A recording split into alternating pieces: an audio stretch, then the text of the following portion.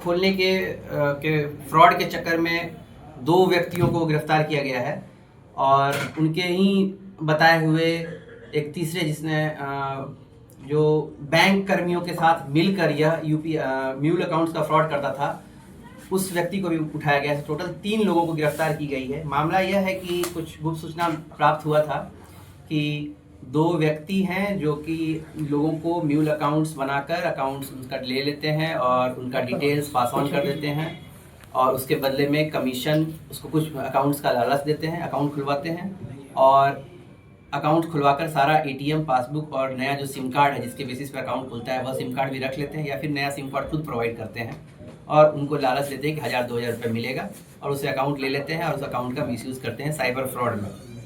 इनके इस फ्रॉड में इन्होंने बताया क्या कि कुछ बैंक के कर्मी भी शामिल हैं।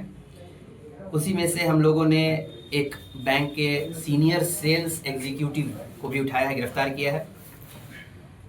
इनका कहना था कि ये जो 2 व्यक्ति हैं जो गिरफ्तार हुए हैं, एक है रोहित कुमार पिता भोला शाह, साकिन बीबीगंज, थाना उद्वंत नगर गजराजगंज, और दूसरा है मोहित कुमार पिता राजेश कुमार सिंह, मसाड़, थाना उद्वंत नगर गजराजगंज। दोनों जिला भोजपुर के रहने वाले हैं। ये इनके और भी लोगों का इन्होंने नाम लिया है कि जो कि मिलकर हेल्प करते थे अकाउंट्स खुलवाने में, सिम नंबर्स प्रोवाइड करवाने में और पैसा बाहर से भी मंगवाने में। पैसा बाहर एक यूपीआई के स्कैनर के माध्यम से पैसा अकाउंट होल्डर्स को दिया जाता था और उनसे अकाउंट्स का डिटेल्स ले लिया जाता था। जो बैंक कर्मी के बारे में बताया जो मिल के हेल्प करता था, इसमें कुछ बैंक कर्मियों का नाम उन्होंने लिया है जो रोहित और मोहित ने, जिसमें कि 2-3 बैंक कर्मी शामिल थे। उसमें से एक बैंक कर्मी जिसका हमारे पास सबूत भी है, ट्रांजैक्शंस का, यूपीआई ट्रांजैक्शंस का सबूत भी है। इसके बेसिस पर हम लोगों ने उनको गिरफ्तार किया है। जो बैंक कर्मी है वह है Suman Saurabh Chauhan, son of Brijnandan Singh, address Deoria, PS Koilwar Bhojpur. यह Utkarsh small finance bank Shivganj branch में सीनियर सेल्स एग्जीक्यूटिव के पद पर तैनात हैं। इनकी मिलित भगत में हमारे पास कन्फेशन में रोहित ने बताया कि इससे मिलकर अकाउंट खुलवाने में कमीशन लेकर यह अकाउंट्स खुलवाने में मदद करता था और जो भी पैसा यह लेता था उसका सारे ट्रांजैक्शंस हमें मिले हैं।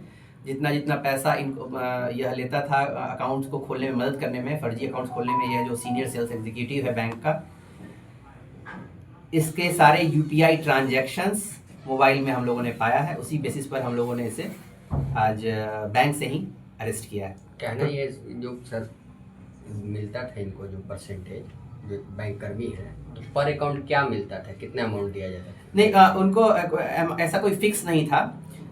कभी जैसे कि कोई अकाउंट होल्डर अगर कोई 2000 रुपये के लालच में मान गया, कोई 1000 में ही मान गया तो वो हो गया। कोई बैंक का कर्मी जो हेल्प कर रहा है वह कभी 2000 में मान गया, कभी एक अकाउंट में कभी 3000 में मान गया, कभी 4000 में मान गया।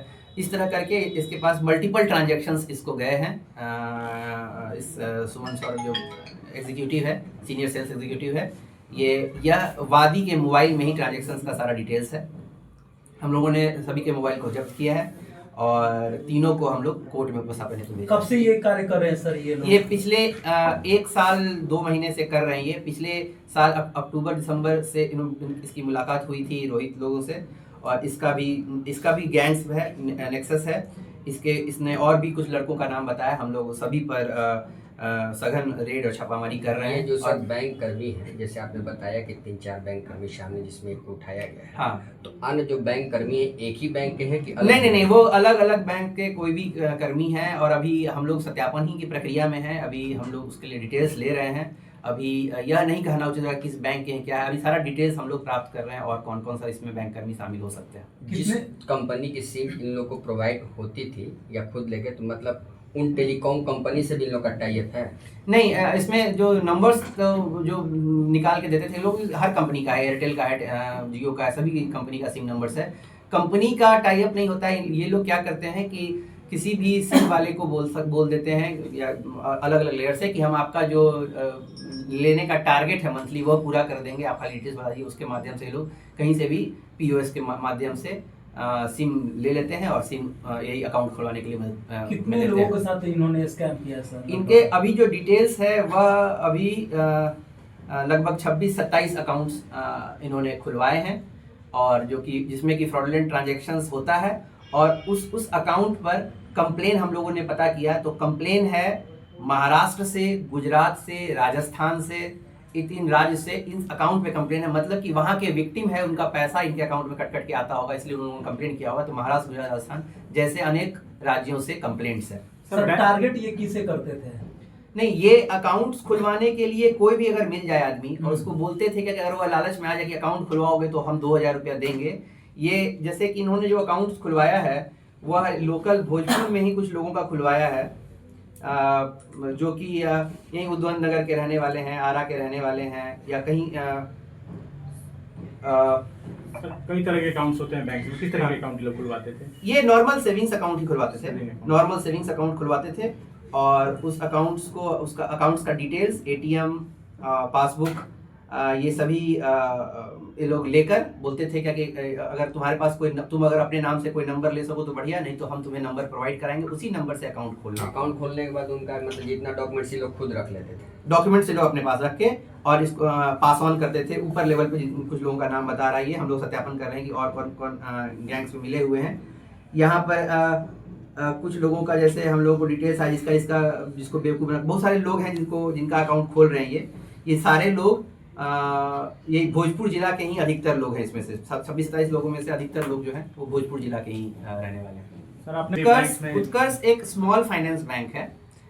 स्मॉल फाइनेंस बैंक का काम होता है कि पब्लिक से अगर लार्ज स्केल कमर्शियल बैंक के इतना उसमें अगर कलेक्शन ना हो पाए, डिपॉजिट्स और की फैसिलिटी उसमें नहीं होती है, स्मॉल फाइनेंस बैंक्स का कैपिटल और लोन देना कम का होता है, तो अधिकतर और स्मॉल फाइनेंस बैंक्स में डिटेल्स भी हम लोगों को लीगल में थोड़े से तकलीफ होता है प्रोवाइड करने में, इसलिए बहुत सारे फ्रॉडस्टर्स स्मॉल फाइनेंस बैंक्स और पेमेंट बैंक्स जैसे बैंक को चुनते हैं जिसका एक्सेस और सबके पास ना हो, और डिटेल्स इसका केवाईसी लेने में या डिटेल्स में थोड़ा दिक्कत हो। नॉर्मल जो कमर्शियल बैंक का प्रेजेंस हर जगह होता है, पीएनबी, एसबीआई, इसमें हम लोग को डिटेल्स तुरंत मिल जाता है। पेमेंट बैंक और फाइनेंस बैंक में दिक्कत होती है थोड़ी डिटेल्स लेने में, इसलिए कोशिश करते हैं ये लोग कि पेमेंट बैंक और finance bank, small finance bank जैसे बैंक्स में ही अकाउंट्स खुलवाया जाए, जिससे कि केवाईसी आने में भी पुलिस को, लीगल फोर्स को दिक्कत हो।